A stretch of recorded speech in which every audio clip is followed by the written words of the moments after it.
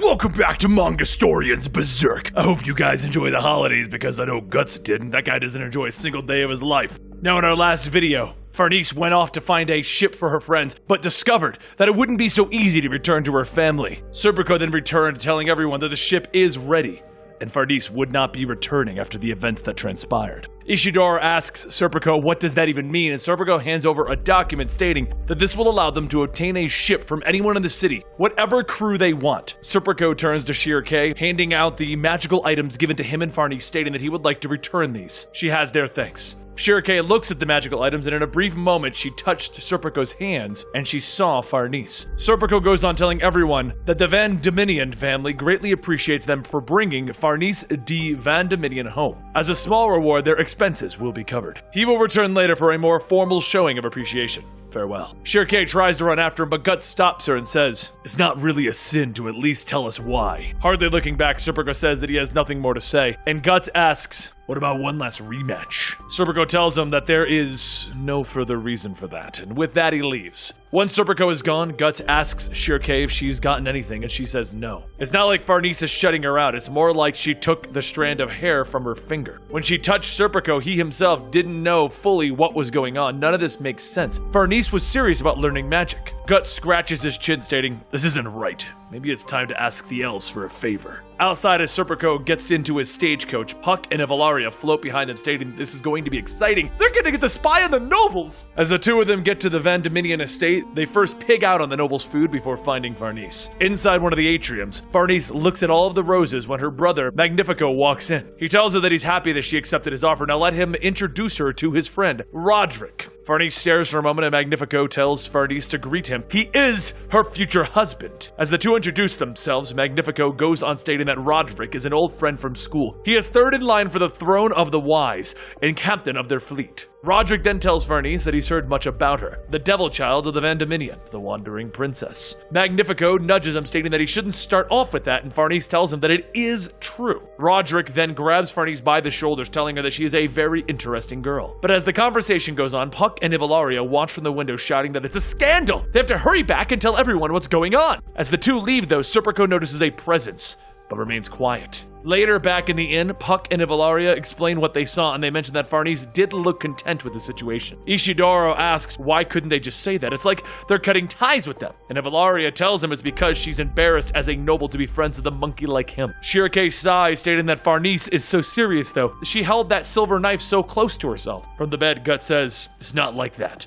Farnese is getting married so that we can have the ship. Nobles getting married like this is an everyday thing. Did you forget that she is the daughter of a high noble?" Just then, Casca begins to play with the scroll that Serpico left for them, and as she drops it, it rolls into the fire. Everyone watches as the paper burns, and Guts says that it looks like it's decided then. They're gonna find out what's going on with Farnese. As Farnese sits in the garden, she holds out an apple, trying to form an image of it in her mind, just as Shirake once told her. For a split second, she can mentally see the apple, and then begins to feel a chilly wind blowing by. As the winds pass, Farnese drops the apple and it rolls over the Serpico, who picks it up, stating that the snow is coming early this year. As Serpico places his coat around her, Farnese mentions that it feels like they are back at the Hidden Garden in Holy City. They all fought together. It's such a strange journey to be on. Serpico doesn't say anything, and Farnese continues saying that it all feels like a dream. All she wants is to be of use to them, to do something only she could do to help them. Perhaps it is all an excuse, though. She's been given the lamp of camaraderie, even though she has nothing to contribute. Within that warmth, it felt as though it was unbearable, a sense of insecurity. And now she has fled back home. She is a coward and a fool to think that she was anything more to them. Serpico begins to speak, but then he hears a group of people coming over the bridge, and Farnese quickly notices who's leading the group. Her mother. Farnese tells her that she has been well, but what brings her home all of a sudden? Lady Van Dominion laughs, stating that she hates the winter, so she's traveling across the southern isles by boat. That is, she wants to see all of the nice, strong-looking soldiers. And speaking of that, what happened to her and her knighthood? Last she heard, she had gone missing. Farnese says many things have happened. It's hard to find a place to begin. And after a little while, Lady Van Dominion asks if she is to be engaged. Who is the groom? Farnese explains a friend of Magnifico. And then Lady Van Dominion asks if she really thinks that she can live with this man. Farnese blushes and tells her that Roderick said that she was interesting, someone like her. Lady Van Dominion then asks, what about everyone else? Is there no one else you love? Farnese takes a moment to think, and an image of Guts flashes before her. Farnese hesitates and then says no. Lady Van Dominion pauses and says that that's not like her. It's hard to believe that she is the daughter that has so troubled the Van Dominion patriarch. Her father feared her because he is weak. That is why he must reach out and place himself in everything that he can handle. However, what he saw was that his daughter was a monster,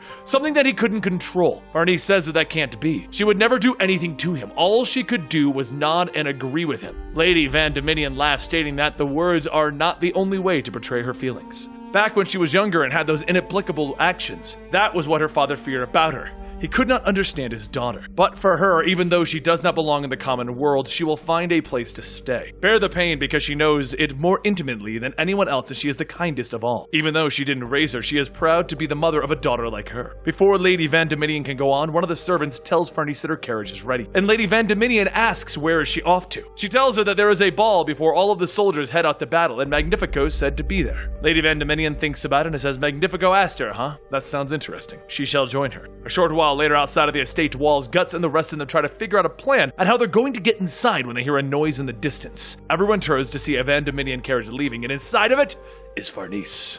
As the night comes, everyone from the land's different countries attend the festival ball, and outside watching is Magnifico and Roderick. They watch as everyone tries to impress one another, and whether it be by fighting or with words. As one of the knights from the Midland attempts to break up a fight, Magnifico laughs, stating that it's a pitiful sight to see a knight from a ruined country. Unlike them, they will not have an idle lifestyle. They will soon be destined for great things from their family lines. Together, they will seize the next era. And as the two toast, Farnese steps out onto the balcony. Magnifico quietly schemes that once they announce the engagement, his father won't be able to stop it and maintain his authority. Roderick places his hand on Magnifico's shoulder, telling him to hold that thought. Although he likes the enthusiasm, it isn't the time for such worldly subjects. Roderick walks over and bows to Farnese, asking if she would be kind enough to grant him this dance. As the two go back inside, Lady Van Dominion walks out, stating that he is such a lovely man. He would do best to introduce her to him. Well, he seems like a lovely man, even though he does look a little on the mischievous side. Magnifico walks back inside, asking his mother where did she hear such a story. Does she mean to tell him that she has spoken with father about this? Lady Van Dominion tells him now, is there something that he has to hide from him? Lady Van Dominion then laughs, snapping her fan back, stating that he cannot deny his heritage. He's becoming more and more like his father. She will now leave him with one piece of advice: be careful when that girl does everything others tell her to do, especially when she seems so naive. She is not the kind of woman who can be used as a chess piece. Magnifico asks what is it that she's planning, and Lady Van Dominion heads back inside, saying that if he doesn't take her advice, it will cost him.